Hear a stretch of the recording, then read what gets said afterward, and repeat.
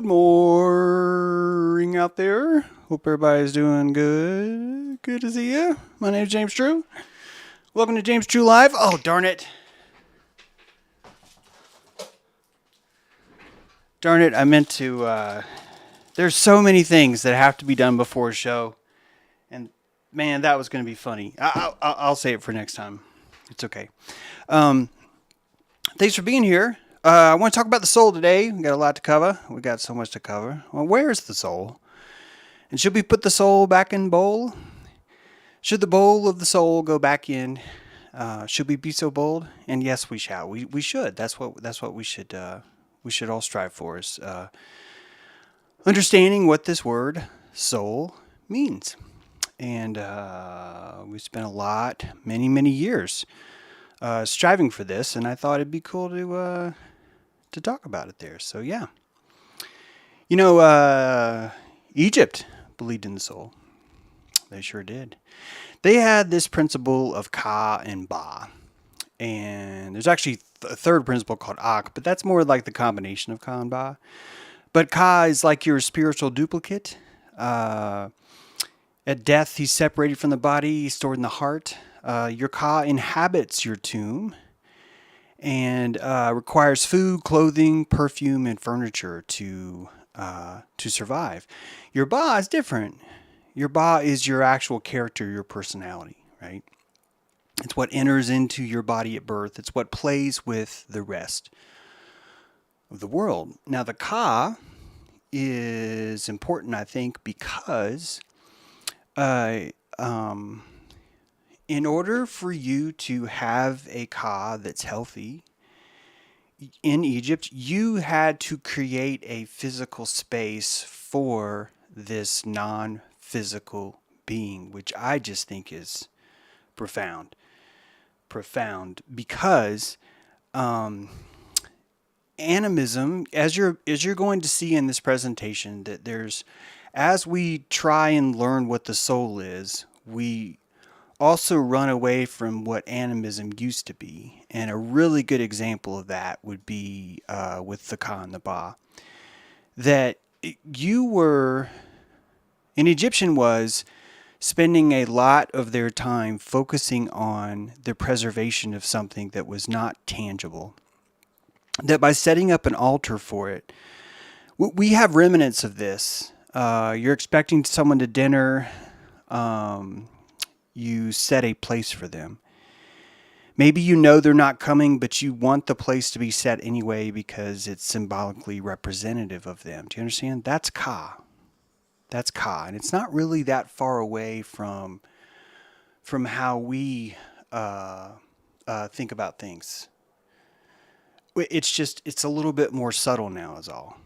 We've suppressed it just a little bit too much. But that's the principle of Ka.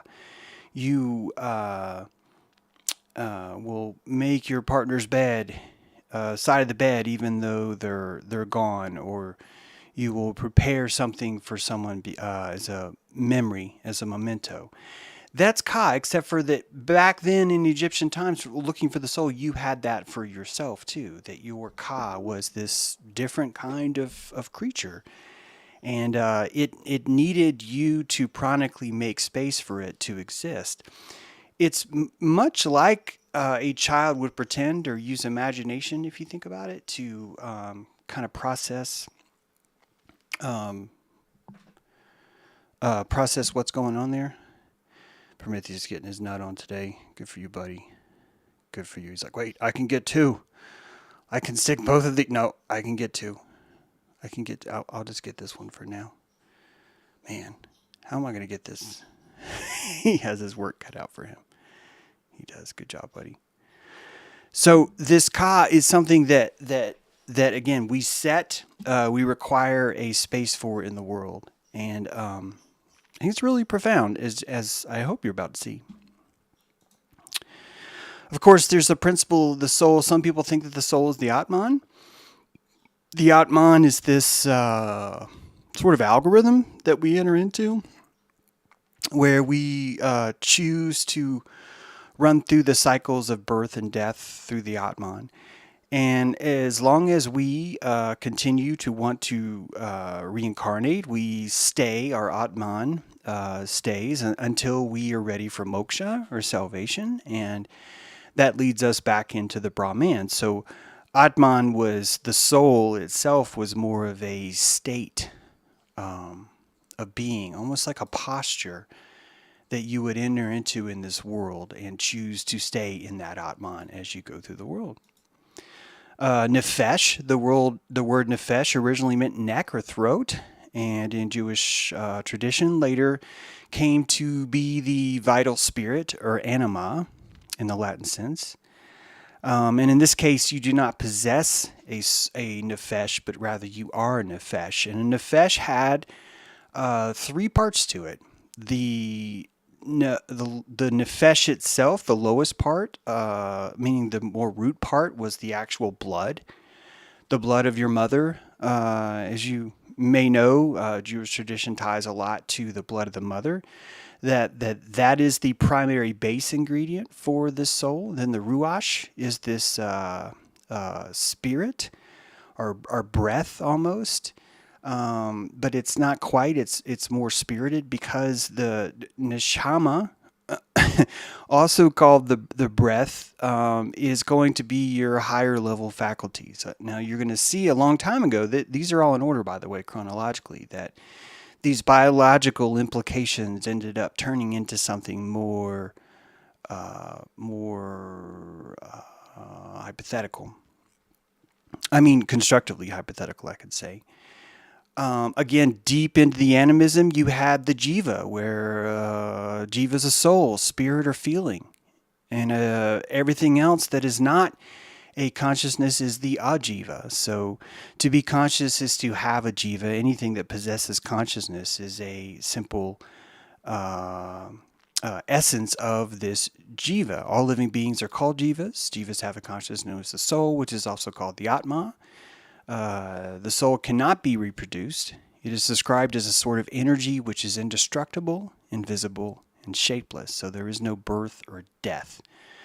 The cosmic man, as we know it, is more of a phasing of consciousness. What do I mean by that? That you would phase into this world, your jiva would phase into this world as a human, or as a dog, right? Or as whatever else. Well, thank you, Rune Dragon. Or as whatever else moves the jiva to create it at that time. Of course, these guys were total Nazis. That's a joke. Kudamara stele. This is a stele found. Stele is just a rock. This is a carved rock, I should say. This is a stele found in 800 BC Turkey. And I wanted you to just hear how someone, exactly in their words, thought about what the soul was. I am Kutamua, servant of Panamua, who commissioned for myself this stele, while still living. I placed it in an eternal chamber and established a feast at this chamber. I presented a bull for Hadad, a ram for NGD, a ram for Sams, a ram for Hadad of the vineyards, a ram for Kubaba, and a ram for my soul that will be inside this stele. Henceforth, whoever my sons or the sons of anyone else shall come into possession of this chamber, let him take from the best of this vine a presentation offering year by year. He is also to perform the slaughter, as prescribed above, in proximity to my soul, and to please apportion me a leg cut from the sacrifice. So you have in 1800 BC's Turkey, people were breathing their life into stone. They were inserting their soul into the stone itself, and it had certain qualities as a result of that. Anaximenes said, just as our soul, being air, holds us together, so do breath and air encompass the whole world. And so Anaximenes is still pushing the animism idea that the entire world is alive, that the entire world is a jiva. And you're about to see that begins to slip as man, quote, quote, grows. Back then, the center of the soul, many thought, including Pythagoras, Aristotle was another, that your soul was a self-moving unit of Phren. Now, Phren is typically transferred as into mind, but it's really, I think, more means your essential soul. It's a self-moving unity of Phren, along with Nous, your spirit, and Thymos, your passion. So it was, again, that three-pronged soul that you saw in the Rishem, the Nefesh. Sorry. Same kind of idea. Phren, Nous, and Thymos. The ancient Greeks located this Phren in the torso as opposed to the head, right? So the soul is not in the head. It's actually in your diaphragm, or diaphragm, you could call it, a diaphragm. And it's really fascinating to consider that someone would look at their diaphragm, as the base of their soul. Especially because you and I probably think that the lungs are responsible for breathing. But they're not. Your lungs are not responsible for breathing. Your diaphragm is responsible for breathing. It has more capillaries than any other organ in your body. It certainly creates the bellows, which moves air across the gills that we understand to be lungs themselves. But the actual breathing part, the soul, the living piece of this that's giving you life, the Phren, is this diaphragm. You've got your left crus and your right crus, your left dome and your right dome. The right dome is higher than the left dome.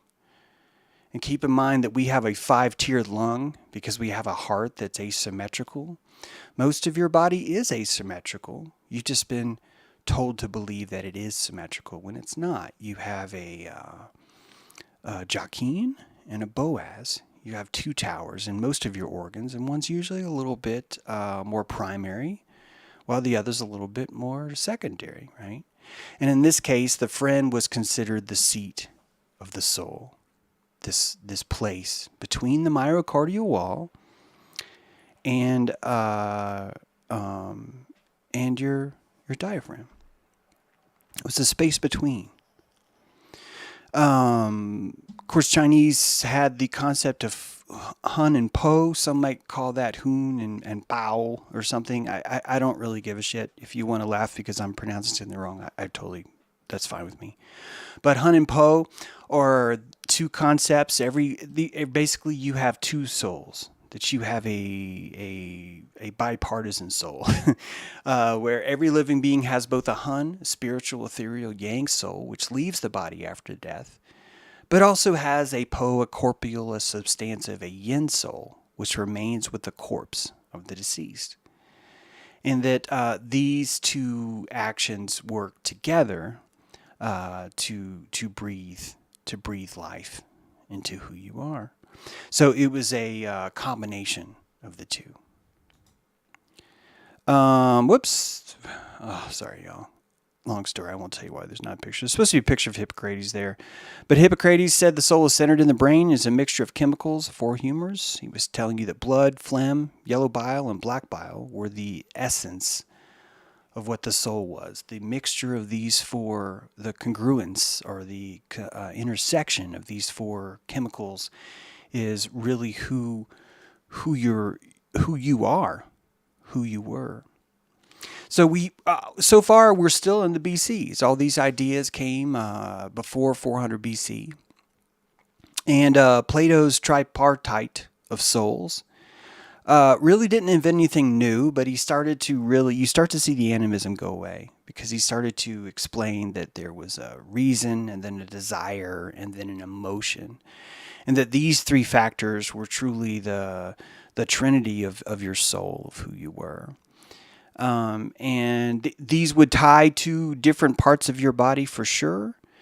But it's really more to introduce the idea that you have 3 almost competing ideas that go up against each other. And these souls bring life to things by moving them. That the definition of soul used to be that which moveth.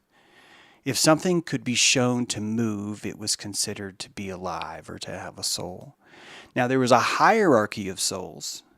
Plato considered that you were born into this world with certain privileges. You could access a certain type of instrument, a body, and that depending on how well you handled or drove or maneuvered that body on Earth, you would either be allowed to drive a more advanced body or a less advanced body. And there was a hierarchical system. This system is something you'll see more and more of as we leave the realm of animism. We start to enter the world of hierarchically establishing what soul is more important than the other souls. It's really kind of comical. But if a man doesn't do well, he might be reincarnated as a woman. And if a woman doesn't do well, she might be reincarnated as a horse. And if that horse doesn't do well, he might be incorporated as a dog. And if that dog doesn't do well, he might be reincarnated as a snake. And that this is the Olympics of reincarnation, basically, that you have, because there's this eternal soul nature reflecting from this idealized hypothetical, which Plato was all about. Of course, this led to the Trinity, where we switched from philosophy into religion itself. And then we had this Trinity of body, soul, and spirit, where now the body is just a certain piece, just a certain part. It's 33% of the body itself.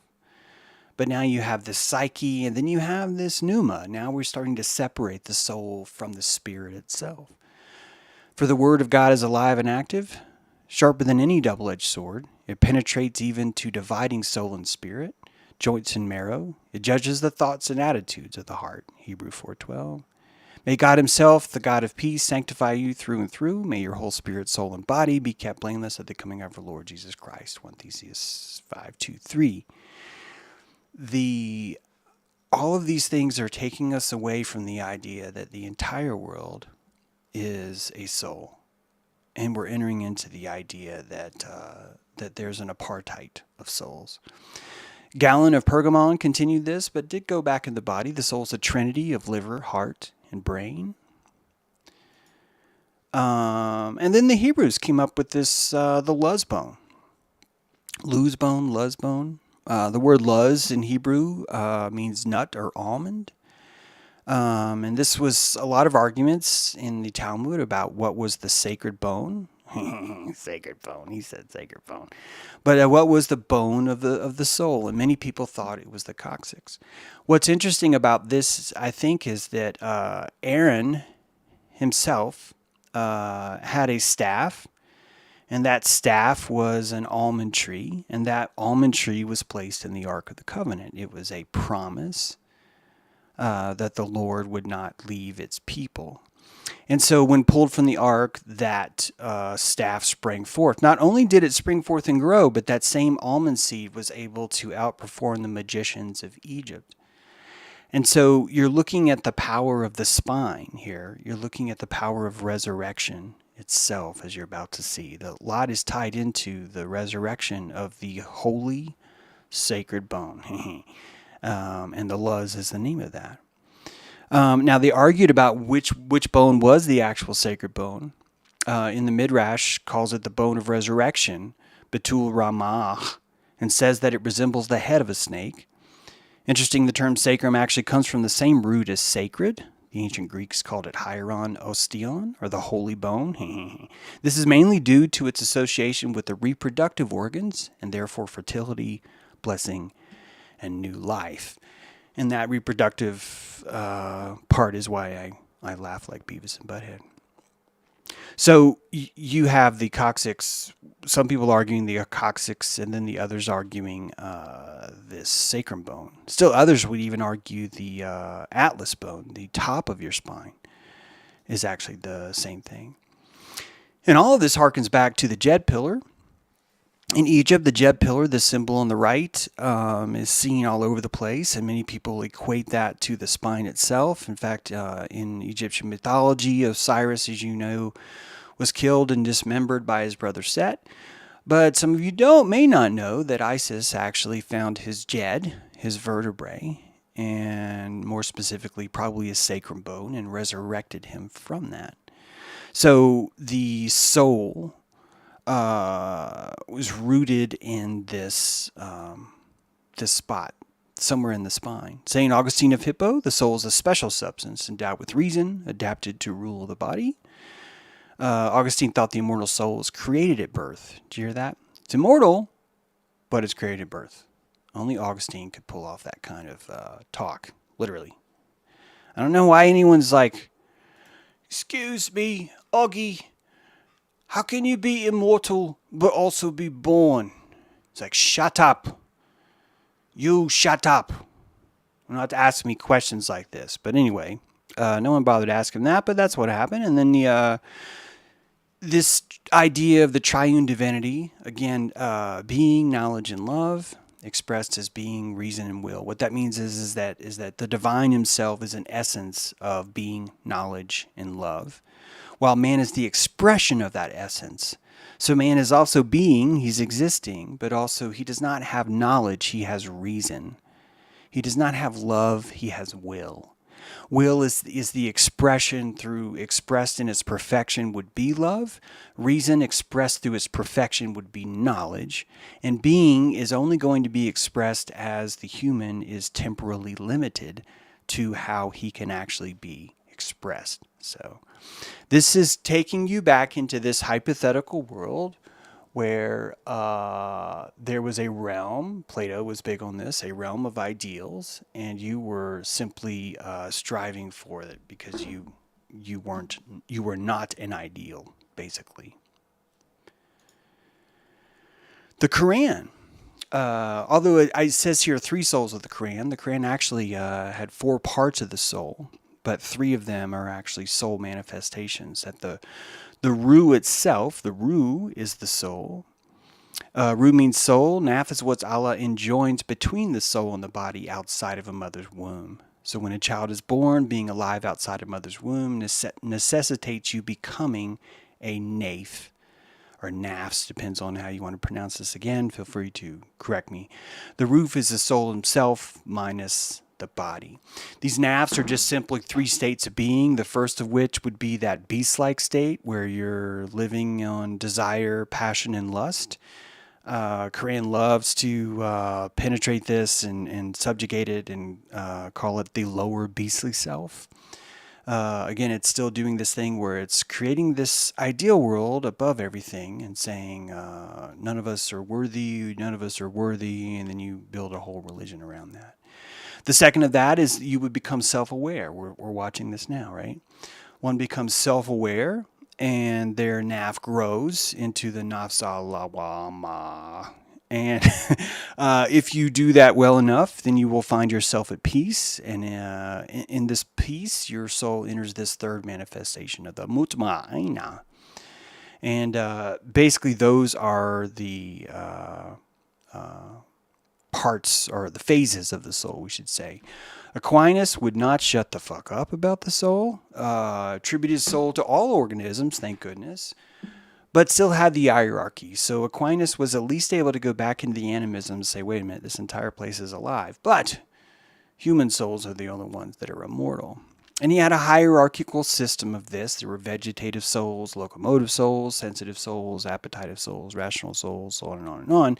Human was considered the pinnacle for Mr. Aquinas. Now, this brings a lot of people, I think, falsely, but it's okay, falsely confuse the idea of free will and the soul. In fact, Aquinas was one of them, but man is freer than all the animals on account of his free will, which he is endowed above all other animals. And I attribute this a lot as if 2 fish were in a fish tank and they were discussing how they had free will. And they would demonstrate to each other how they have free will because, well, look, I can swim over here, and then I can swim over here. And I can choose to eat those flakes that are floating on the surface of the water, or I can choose not to eat the flakes. Therefore, I have free will. And I think a lot of people really just confuse options with free will. It's a lot like when someone would go to vote, they would think, oh, I have free will. I can pull a red lever or a blue lever. That's fabulous. I totally have free will. And we can certainly discuss free will, but I think you're just getting way off track when you're actually trying to look at what the soul is. because I don't think that you're really going to be able to have a good argument on the mat with anyone arguing from free will when all they have to do is bring up chemicals, bring up your basic addiction to oxygen, your basic requirement for sodium, right? That all of these things really do create a predictable outcome. Much like the fish, you would be able to have a quantum equation based on the percentage of chance that it would be that a fish would be somewhere, and that those fishes would be claiming that that meant there was free will. So, disagree, let me know in the comments. Da Vinci. Da Vinci was awesome. And Da Vinci believed that the sensus communis, judgment and soul, are located in the third ventricle of the brain. And the reason why I think this is awesome is because what's inside the third ventricle? Liquid, water, cranial spinal fluid. Da Vinci was one of the early pioneers that it was recorded, I should say, because we don't even know who that was, even if it was a who, that was explaining that the soul is not physical. There's not an organ. That the soul is running, much like a program would in a piece of software, inside the liquid crystals of your cranial spinal fluid. Just fascinating idea. And if you follow the third ventricle, you'll understand that that not only does it produce these liquid horns that kind of stab on top. You have upper horns and lower horns. You have antlers. But these antlers are made out of liquid. And that not only that, but they actually end up touching your cranial spinal fluid that goes all the way up and down your spine, which means you really do have this large liquid antenna. And that antenna itself, the processes inside of that, is what Leonardo called the soul. It was the pool, the lady of the lake inside the ventricle, was basically who you were. It's a beautiful, beautiful definition, I think. This dude, loved fur. Girolamo Fracastoro, 15th century, noted the necessity of a single cerebral organ which could act in the integration and coordination of all sensory perceptions captured by the body. And he said it was the Conarium. You and I know the Conarium is the pineal gland. And just so you know, the pineal gland is actually suspended inside that third ventricle. So it does touch the cranial spinal fluid. In fact, I've argued that the pineal, the pulse of your heart, is squeezing that pineal, which is full of piezoelectric crystals. Those crystals expand and contract through the pulsing of your heart. And your entire ventricle system, the liquid inside your ventricle, acts like a sonar buoy or a sonar dome on a submarine that sends and receives perturbation signals that come through the liquid of your ventricle and paint for you your entire reality's map. If you're interested in this idea, please look up the Eye of Ra. There's a couple of videos about that I've done that explain this idea more. But basically, Girolamo was sort of on that page, although I'm not going to throw him directly into my corner because I don't know how far he went except for just to really say, I believe it's the pineal gland, and I really love this fur coat. These douches, these dudes, Calvin, Martin Luther, they're fine. They're fine. Nothing wrong with them. But they basically were both arguing that the soul was indestructible, but that the soul persisted as consciousness after death, said Calvin, while Martin said, no, the soul dies. It stops working until it's resurrected again from the bone. That the holy bone itself would be resurrected and you would be alive again. So Martin Luther believed that you soul sort of had like an on-off switch, and you could turn the soul back on, or God could, as Martin would say. And once it's turned back on, you're on. Calvin would say, no, consciousness remains forever, even after death. Again, this is going back into that realm of ideals, right? We have these ideal hypothetical realms that are outside of this place. That really is theism. And that I think is problematic, because when theism was invented, all of your definitions of what God was and what the soul was had to change, because really with theism came the idea that this whole place is profane unless we create a certain space inside of this profanity and sprinkle it with holy water, or bless it, or make it holy, or make it divine, or sacred, I should say. And so theism, the first thing theism did was to declare the entire world profane, dead, materialistic, doesn't have a soul. And you start to see a lot of thinkers carry this idea to extremes, where you have just asinine, retarded people trying to tell you, well, only my dog doesn't have a soul, but that dude has a soul over there, and I totally understand why that's the case. That's what theism does. It leads really dumb people down really, really awful ideologies, where they end up in a cosmetics company, like torturing animals, because they insist, but God told me that they don't have a soul, so it's totally okay. And Revlon is great. I get a pink car or whatever. So it's a evolution, believe it or not. We're getting there, though. We're getting there. You'll see. Council of Trent actually decided. They took a vote, and they said, look, guys, here's the soul, right? There are 3 types of human souls: intellectual, sensory, and vegetative. 3 types of souls. Sorry, there's a typo there. Intellectual, sensory, and vegetative. Again, they declared most of the world to be soulless, or on the lowest form of soulability. And the humans were the highest ideal. Robert Burton wrote this book, The Anatomy of Melancholy. Spirit is a subtle vapor produced from the blood and is the instrument of the soul to carry out its actions. And I love this idea because in the 16th century, people were serious still about magic. Animism was still alive, but it was locked in sorcery.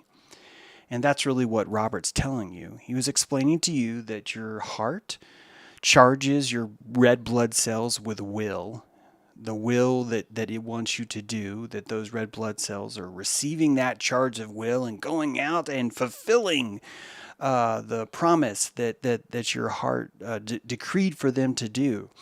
And so the soul itself was expressed through the blood, that the blood holds these things. And if you've heard about Excalibur, you know that the symbol of hemoglobin itself is very symbolically holding a scabbard. It has a built-in scabbard that iron sticks inside of, which we call breathing.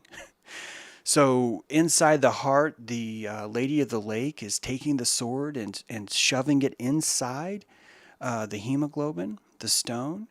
And that stone is being delivered to the very tips of your fingers, and at the very end, the capillary, being decreed by its king author, being decreed by Merlin himself, is able to pull the sword from the stone, pull the iron from the hemoglobin, and write or draw or shoot an arrow or strike a sword or stabby or whatever else, that your will itself is expressed through the red blood cells and their desire that was forged in the crucible of the heart. I love this idea. It's one of my favorite concepts as far as like what a soul is. Rene Descartes, before Revlon was a thing, this dude was tearing up a lot of animals on his table. The soul directs the human body from a physical seat, the pineal gland. It is not completely united to the substance of the brain, but only pinned to small arteries whose walls are rather weak and flexible. The gland is suspended as from a balance. And so we're still in the 16th century here.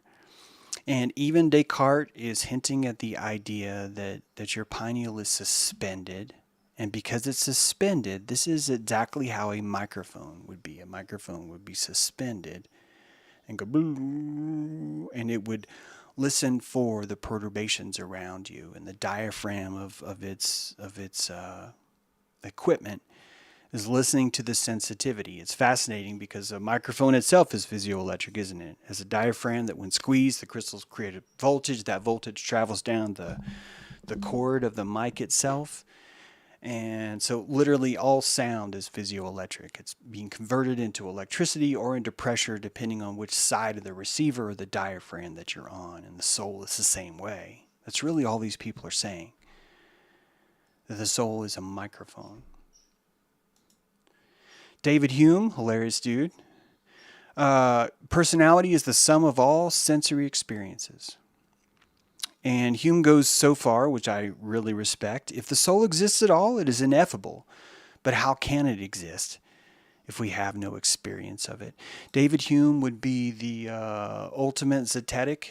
You go to a zetetics party, and David Hume would be the dude in the corner with the biggest blunt ladies surrounding him. The dude was constantly arguing, why are you saying things are real that cannot be experienced? Stop it. Because the definition of real itself is that which can be experienced. And so he was constantly fighting back this drolling numbskullery of the materialism that was setting in by bringing it back into the zetetics of it, which was saying, even if you're going to be a materialist, you're still going to have to come back to experience. So stop being a retard, come down off the fence. Let's have some real conversations now about what life is. Now, Michael Faraday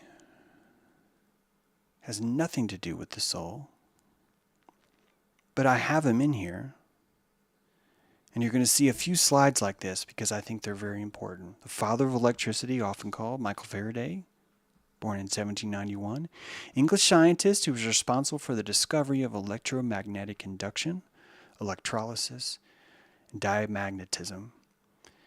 Hailed from a poor family of a blacksmith, right? So we're leaving the world of blacksmithery and entering into the world of electricity. And I want you to know this because before Michael Faraday, or around his time, we had no concept of what electricity really was. It was often considered pneumo,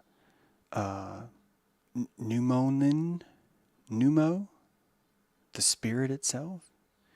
He just looked at the camera like, oh shit, they caught me. That was hilarious. That was funny. It is seen as this other force. And until Faraday really was able to put his fingers on it, only then were we able to start to think about what the soul was differently. Keep in mind that even today, most of the regurgitors that are out there are so stupid that they really think that the heart pumps the blood. I'm not kidding. There are real doctors that still think that today. And I don't mean to say they're stupid as much as they're regurgitory. And that before Faraday, no one would ever be able to have a long conversation with anyone by trying to explain that this is an electrical system. That your heart is pushed and pulling these things from the electrical charge. The hemoglobin. How does your red blood cell know to go back? Go back to where you came. How does it know? It knows because the sword's been pulled from the stone.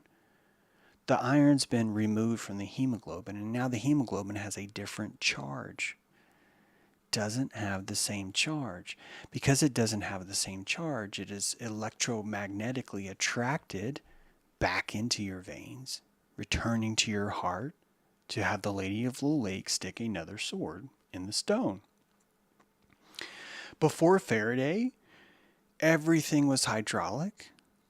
Even today, many doctors still think in these ways.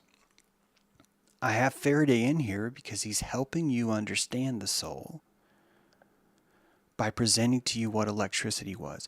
And most of the people that tell you what the soul was told you that before Michael Faraday came along. And those same people are still in the books, and we believe that those are the people that we're supposed to listen to, but we're not. Michael Faraday showed you that. Here's more information, says Faraday.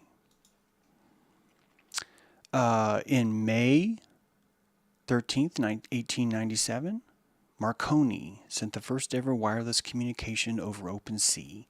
A message was transmitted over the Bristol Channel from Flatholm Island to Lavernock Point near Cardiff, a distance of 6 kilometers. The message read, "Are you ready?" Marconi was giving you more tools for the soul by explaining to you that there was a concept called wireless communication. And before Marconi, that was very difficult to understand. We could certainly speak to each other, and we would call that wireless communication. Maybe we would try and say that, but then we would also have to have this explanation. Yes, but it's the pneuma, it's the breath. It is here in wireless communication. Marconi has invented a machine which is able to do this. And the materialists are now able to apply two things to their definition of a soul they've never had before: electricity and wireless communication. Before that, these tools were unavailable to them. These tools were locked in the divinity of Thor or the divinity of the breath of God. Just 50 years later, in 1950, deoxyribonucleic acid was discovered, DNA. Many listeners here question the validity of DNA. Please leave your comments and explain why. Love to see why. See what you think about that. But at the base of what DNA is based on a triune construction. The nucleotide has a sugar, a phosphate, and a base. And these three simple things form the first biological computer. And this is before computer we even know what the word computer is. That we're discovering this concept of code, genetic code, memories, epigenetic trauma, epigenetic wisdom, stored inside a phosphate box that can be accessed from any of your ancestors.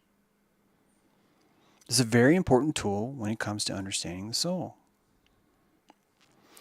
Why? Because it starts to give you the idea that soul is a source antenna. That, like an AM radio is listening to all signals. The coiled copper of the antenna in an AM transistor radio is receiving all signals from the world. However, the potentiometer or the dial where you turn that is only specifying a certain frequency band within this giant coil to listen on. And that by listening into that band of 1140 AM, you will hear, and now, the rest of the story. This is Paul Harvey. Today, you will hear these programs purely based on the frequency of the antenna as it slides up and down these devices. And that the DNA itself, your genetic DNA itself, is the same kind of transistor, the same kind of radio that's listening. That you are constructed in similar technology. Now keep in mind, all of these discoveries happened in 70 years, people. 70, 60 years sometimes. Faraday, 1897. Now it's 1950. And now we have wireless communication, we have electricity, we have wireless communication, and we have code. We have the ability to store software. Synthetically, I cannot know DNA is real. It's a great question, Eric. I think synthetically, it depends. Depends on how sharp your senses are. Some people have a telescope. Synthetically, they're going to have more information than others. Some people have a microscope. Synthetically, they're going to have more information than others. We're going to call the electron microscope. Do you guys believe in the electron microscope? That's a really good question. You know, electron microscope will not show you anything animated. You know that, right? Like, we just got a functional MRI, which means no more still pictures. We can actually watch the electromagnetic movements of the brain. We're getting off topic here, but we could talk about this love to on another topic. The more you put it in the comments, the more it will become a topic. I say comments, by the way, not chat. The chat, it's when you put it in the comments, it lasts longer, and people will say, "Hey, do a show on this." So just 4 years after that, the Scientologists hit the scene, and they really were the ones that were using they were taking modern science and looking at the soul. What is the soul? And the Scientologist is immortal. And they choose reincarnation, much like the Atman, right? The soul is Thetan. This Thetan is sort of like an assemblage point, something we talk about in the show a lot. What is an assemblage point? It's sort of like a centering of your focus. Kind of like how you would put a record somewhere on the needle. And depending on where you put that record on the needle, you would listen to that song or that part of the record itself. So the whole record's there, but your Thetan is focused on track 2. The Thetan spirit is described in Scientology as having no mass, no wavelength, no energy, and no time or no location in space. The spirit then is not a thing. It is the creator of things. The usual residence of the Thetan is in the skull or near the body. That's the usual, right? It's simply moving about. Now, I'm the one that's telling you that Scientology believes in the assemblage point and it's the Thetan. Those are my words. That Scientologists could say that. I'm just saying that I've made that corollary. The assemblage point is a much broader topic that doesn't even have to be limited to Scientology. But if the Thetan fits, wear it. You know, the Thetan fits, wear it. Some of you might have caught my earlier work where I've talked about the fields of the body, where I've explained that there are 7 coatings, this plasmatic coatings that you have over your body. And that these coatings can be just subdued by uniforms or can be stabbed or penetrated by words and thoughts. And that each of these coatings have their different weaknesses and their different strengths. And depending on how much focused you are, it's going to depend on which coating is maybe showing or which coating has seen better days, right?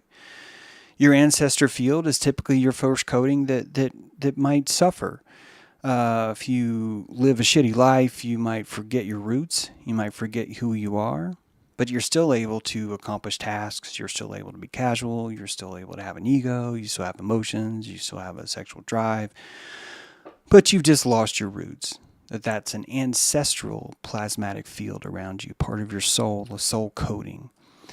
Your task coding is going to be the coding that's allowing you to just simply complete a task, right? Drive a car, move here, clean your gutters, give me a super chat like Angela just did. All these things are coming from your task field.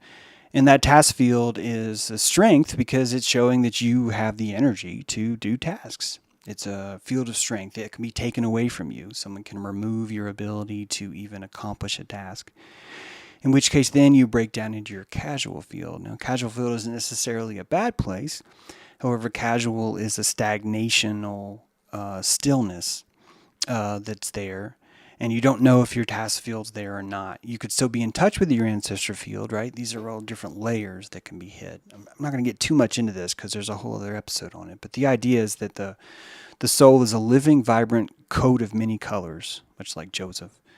And that the coat of many colors has these different sheens and these different fields that have different levels of permeability. And that's really what your soul would be. Your soul would live and die based on how well or how shitty you were treating it today versus yesterday, right? So this threefold nature of man is like more intrinsic than we think. This idea of body, soul, and spirit is the exact same concept as the computer user, right? The operator, the software, and the hardware. That your hardware could be your body, your soma. Your soul, your psyche could be the software that you're running inside of it. But your spirit itself, the Holy Spirit that is you, would be that operator, the computer user himself. And that you would need this three-tiered soul to even move around the world. It would be a requirement. The world's a very complex place. You're going to need these different levels or layers, much like the soul layers I was just talking about. How are soul and spirit different? It's going to depend on who you ask, right? Some of you might think, well, they're exactly the same. Some of you might think they're very, very different. The psyche versus your spirit. Your psyche is going to be more in tune with the natural world itself, your soul, whereas your spirit is going to be more spiritual. So the spirit enters into the world, and the soul, the psyche, interacts with it. This is very similar to the how the Muslims, right, said that you were ruh, but then as soon as you were born, you had to enter into a state of nafs, one of these states. It's very similar to that. I think if you really look deeply at why spirit and soul are two different words, it's because you just have people that don't understand electricity, wireless communication, coding, or computers yet. I think really at the heart, that's why you have this soul-spirit transaction or difference there. What I want to sell you guys on is the coaxial soul. What I want to sell you on is the idea that it takes 9 months for a soul to develop a wireless antenna. And that for 9 months you were plugged into the network, and that you're plugged into that network as a guest host on your mother's LAN, on her local area network. She has given you an IP address inside of her body, and she has said, look, I'm going to assign you 2 arteries and a vein. And these 2 arteries in this vein are going to be the coaxial connection, which allows you to stay connected to this world, i.e. the internet, until you've developed your own wireless antenna. Now, when your wireless antenna is ready, you will be removed from my LAN, and you will have to receive your own signal from the world. And for the first time, you will stare into the sun, and you will breathe through your own diaphragm, and you will request information from the coaxial source, just like I've shown you, just like I've done for you on your behalf through the umbilical cord. And the mother's belly button is the navel of Logos. See how clever that is? The navel of Logos. Now, the coaxial soul goes even farther. If you were to look down the barrel of the coaxial cable, you would see the symbol on the left. Helios, the white sun. This is the symbol of the sun that we see upon the world. We see upon the world. How do we see upon the world? Because we are granted access to a network. The network is called Source. The Source always has us plugged in wirelessly to it. That umbilical, because we are plugged in, much like a baby, we are plugged in, which means we can only see the very cross-cut directly down the barrel of this cord. The umbilical of the sun. The sun is an umbilical cord. And when you see it shining, what you're doing is receiving wireless light. That's your network connection.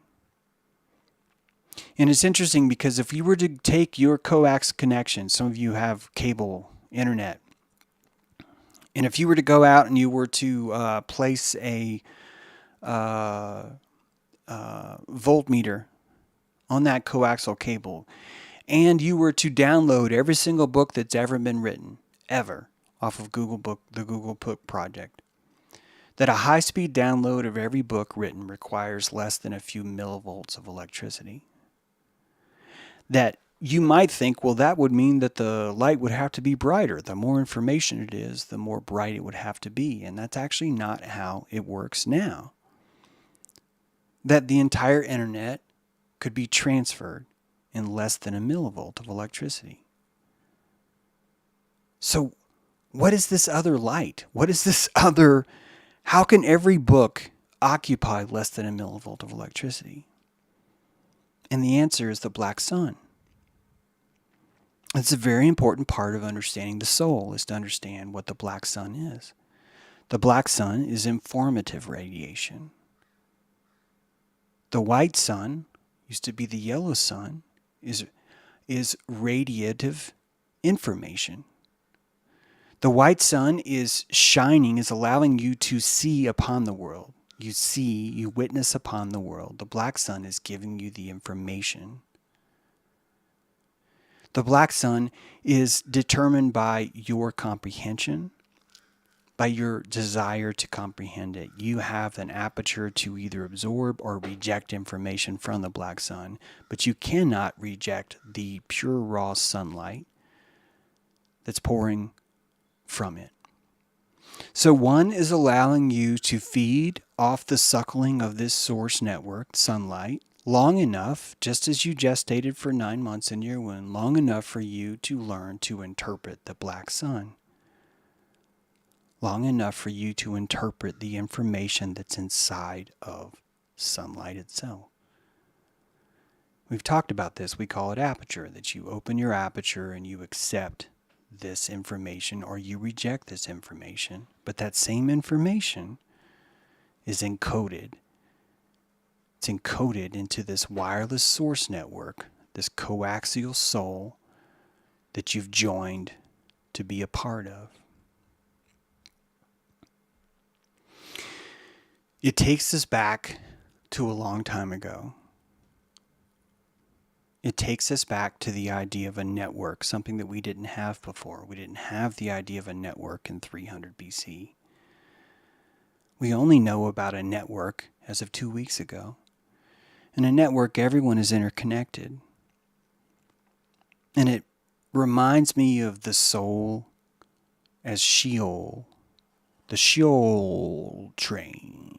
The soul train. The idea that the network is this liquid beneath our feet. We're all connected to it in some way.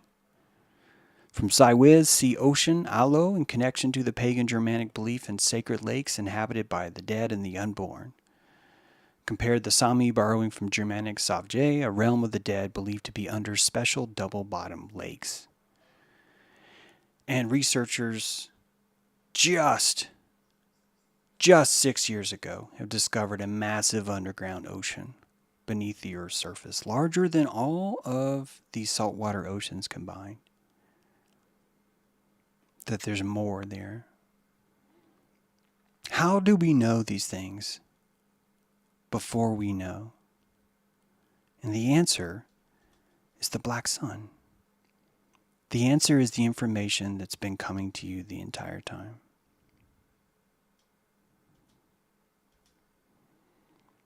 So how does this place work? I'd like for you to consider how a network works. It's a very valuable tool to understand. All network clients, that's you. If you want to come on the network of Doja Worth, you're going to require a unique identifier to log on to Source. That unique identifier is your soul. It works like any other network. Your UID, your unique identifier, your UID has 3 parts. Number 1 is your DNA login. It's your DNA string. Number 2 is the origin timestamp when you entered into the network. It's a unique timestamp that only happens for everyone in that millisecond that joined the network at the time. And you have a origin geolocation, a vector point, not a vector, a vertex point, an origin point. You have an origin point, you have an origin time, and you have your DNA. If you take all 3 of those things, you now have a unique string. It has to be unique. And any network works this way. That if your MAC address is the same as this other guy's MAC address, I can't have you on my network. That I can only serve you people if each of you have a unique MAC address. That's how a network works. And I'm telling you that this world works the same way too. And that unique ID is not just based on your DNA, it's based on your timestamp and your geolocation. Why? Because you can be born with the same DNA. You can have a twin, you could be born, of course, you're born from your mother, you're born from your father, your grandparents, all of those things roughly could have the same DNA login. But what's different is they're going to have a different timestamp and they're going to have a different geolocation. Very profound to consider that the closer you are to being born with the same DNA, with the same timestamp, and the same geolocation, the more likely it is that you are going to be a twin. Right? Think about it. That twins do not just have the same DNA chain, that they're born in the same place at the same time with just a slight bit of difference. And the fact that your pineal gland is in the center of your skull means that no two pineal glands in this world can ever occupy the same space at the same time. It's physically impossible because you cannot have two heads occupy the same space, which means that those two people are going to hear a very slightly different signal from source. Even though they're twins, they look alike, they act alike, but they're just a little bit different. Could be profoundly different. Why? Because they have this unique ID, right? If you have a UID in this world on this network, you are granted privileges. You can read pixels from this network. You can go anywhere you want and access the pixels that are at the bottom of this ocean. Not only can you read from this network, but you can write to this network. You can go to the bottom of that ocean where those pixels are and you can carve your name into a rock. Kilroy was here. Bubble, bubble, bubble. Right? Not only can you read and you write, but you can grant privileges. You can have a freaking baby and bring that baby onto the network and grant them the same privileges that you have now. Amazing, right? And most importantly, you can execute. You can execute algorithms inside of this space. You have your UID, you get those privileges. You can execute other programs. You can execute new life. You can execute yourself. You can execute missions. You can execute thoughts, right? This is the network, and you are a ghost in the machine. Your spirit, your nous, your soul itself is running its clients, its daemon clients, only from permission from the admin and only after it has a proper UID. And so the soul becomes something much more congruent to an electromagnetic and wireless genetic code network. And your soul is a user. That your soul is part of that MMORPG or whatever. And that you get to interact with it.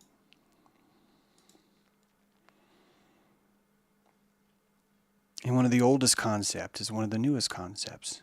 Nishmat Kayam. Feel free to brutalize how I pronounce that wrong, but Nishmat Kayam, the breath of life. The soul of life, the daemon in computer term, instantiates a model or class, John, as an instance of Adam. It's probably going to be confusing to most of you, but in object-oriented programming, there's no time to reinvent the wheel. You can pull the code for wheel off the shelf and you instantiate it. You declare, you invoke this member and you instantiate it in the world. How do you instantiate it? You create an instance. A zygote is an instance. Little tiny fetus is an instance of the class, not your parents. It's not that. Your parents aren't a class. Your parents are an instance. But your parents are an instance of the class called Adam. Some of you might prefer to, instead of call it Adam, Homo erectus, Homo sapien, Cro-Magnon. All of those are classes of humans, of atoms, and that Adam, A-D-A-M, and that you can pull the code from the library and instantiate that. And you're going to need a unique ID, a genetic unique ID, and an origin point and a timestamp. And that's what getting it on is. That's what procreation really means. That you're entering into an algorithm where you're creating a new share point inside the network and you're giving it privileges. And we call those children because they are. It's how the soul joins this network and how all of us are able to be super interconnected and still have the same experience as long as we're witnessing the same zetetic pixels at the same time, right? So we're writing to the network itself. And that is the Nishmat Chaim, the breath of life. Your soul, as Aristotle would say, it has all these different levels of soul. And yes, it does. Because you have your hardware, your operating system, your utilities, your application programs, and then your end user itself. You have these breaths of life. And when you really want to understand how a network works, a network that has everything would have to have a place for everything. Do you understand? For a network to truly know everything, it would need a space to hold everything. And if you need a space to hold everything, then you could understand why the computerized world of infinite space would be the only sustainable place where you could hold everything. Because a God of infinite expression requires an infinite medium for him to express himself. It's a requirement. Absolute requirement. And all of these souls are expressing themselves by running their algorithms. They're reading and writing to the network, whether it be taking a seed, whether it be taking a nut, right? And they may invoke and create new expressions, new algorithms, but they will instance from red squirrel. They will instance from probably a dark-eyed junco. And that these creatures have just as much soul as you do because this entire place is full of soul. And the only people that want to argue that only man has a soul would be people that want this place to be soulless, right? Soulless. It's the only way it would work. So where is the soul? You tell me. I love this Sheol idea. I love that the liquid inside of your head is very much in line with this giant liquid underneath. That all the reason why the water is all salty is because that's information. All of those salt crystals are information that's been read, written to, executed, or invoked on the network. And that we are participating in this grand wireless access network we have here. Now, a lot of philosophy gets mad when you start to use modern technology to try and explain things. It's a principle. And they call it a fallacy, but actually, one of the things that makes philosophy such a retard sport is that most of the gatekeepers in philosophy want you to be a historian. They want to insist that you have to read people that were trying to figure out what the soul was long before electricity was discovered, long before genetic code, computers, all these things. And that you can do that. You can go join a university and be one of these historian gatekeepers. but you're not actually a philosopher, nor are you performing sophistry. I am a sophist right now. I am peddling wisdom to you on the street, and some of you are buying. Graham Greenwood, thank you for the super chat. Some of you guys are buying because this feels like a noble pursuit to you. You're not going to find a philosopher that's going to break down soul in this way, because most of those philosophers have been stopped and been insisted that you have to be a historian, not a philosopher. And there's no way that we could understand this world by looking through the eyes of history, because of how much has changed all around us right now. It's so crucial. It's part of why the sophistry is considered a bad word, when it literally means to be out on the street peddling wisdom for no reason other than wisdom itself. Exactly, Steve. There's not enough sophistry in today's world. So find your soul. Renunciate it if you don't think you have one. Enunciate it if you do have one. Do whatever you like. But I hope you found this presentation helpful.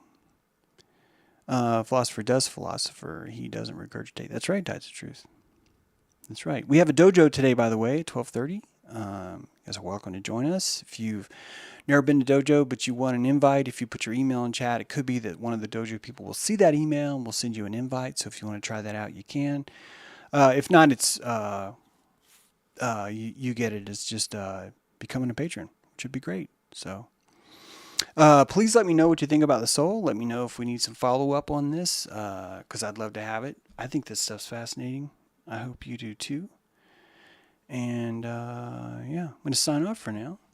And we'll see you guys next time. Let me make sure there's no little red squirrel butt there.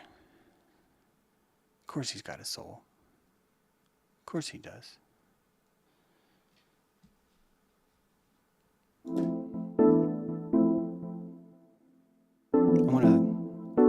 I want to thank Hugh. Hugh, I'm almost positive you're back in the credits now. Like, I checked at least 3 times, but thank you guys for being here.